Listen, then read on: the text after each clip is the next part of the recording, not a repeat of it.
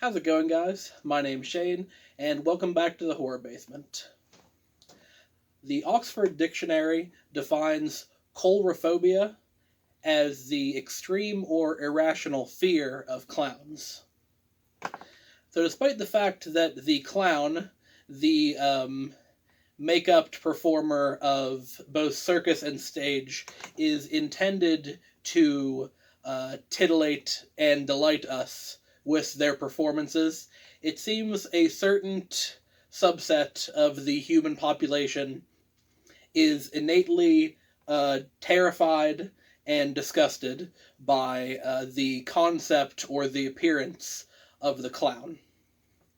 And it's with this knowledge that a young filmmaker by the name of Damien Leone attempts to add a new character to the pantheon of iconic horror slasher stars with his original character of Art the Clown.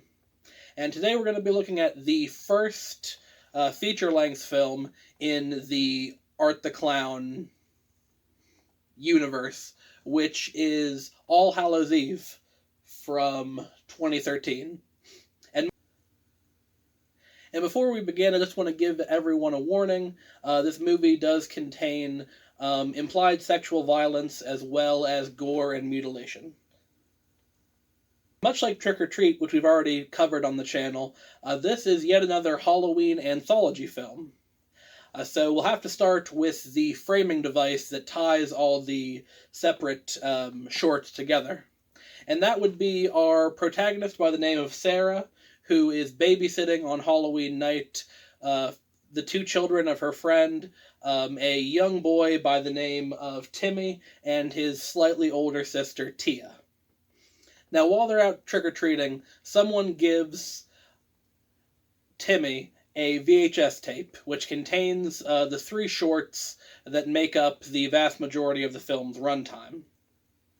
The first and third of these three shorts are actually short films that Damien Leone had made earlier, those specifically being The Ninth Circle from 2008 and Terrifier from 2011, both which heavily feature Art the Clown.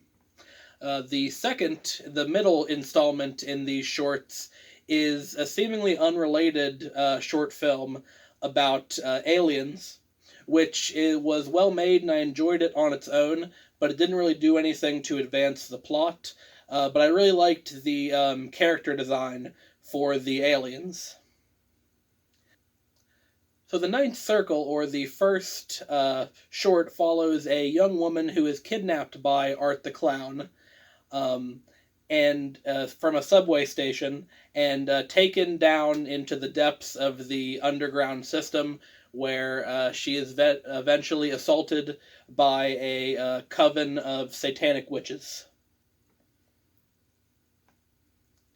And the third and final short is where we see Art the Clown really come into his own as a character, and start to display the kind of characteristics we would come to know and love from our other juggernauts of the slasher genre. This is where we see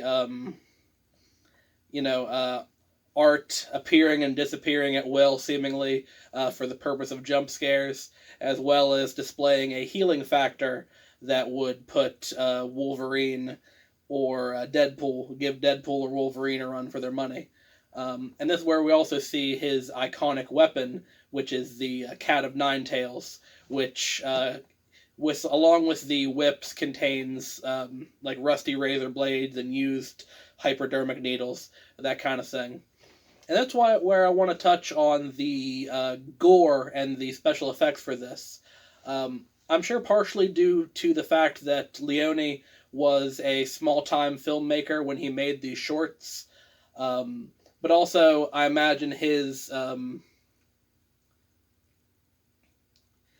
respect and adoration for like those early slasher movies from like the late 70s, early 80s. All of the effects in this movie are done practically. So you have like practical severed heads and hands getting ripped off, like fake blood, that isn't CGI getting spilled everywhere.